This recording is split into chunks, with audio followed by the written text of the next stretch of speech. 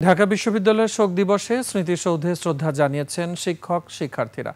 ১৯৮৫ সালের এই দিনে বিশ্ববিদ্যালয়ের জগন্নাথ হলের একটি কক্ষের ছাদ ধসে মর্মান্তিক দুর্ঘটনায় ৪০ জন নিহত হয়।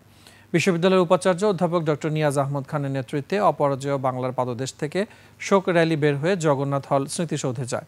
সেখানে শ্রদ্ধা নিবেদন করেন তিনি। শ্রদ্ধা জানায় ডাকসুর ভিপি জিএস সহ শিক্ষার্থীরা। উপাচার্য বলেন, শুধুমাত্র সরকারি বরাদ্দের টাকায় বিশ্ববিদ্যালয়ের অবকাঠামোগত বড় সংস্কার সম্ভব নয়।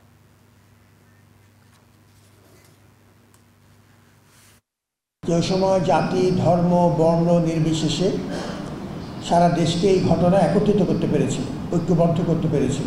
যে স্মরণ অনুষ্ঠান করি তাকেও সেই ঐক্য ধরে রাখবার একটি প্রয়াস, এবং আমরা খুবই আশাবাদী যে এখনও আমাদের মধ্যে এই ঘটনাকে কেন্দ্র করে যে বৃহত্তর ঐক্য গড়ে উঠেছিল তার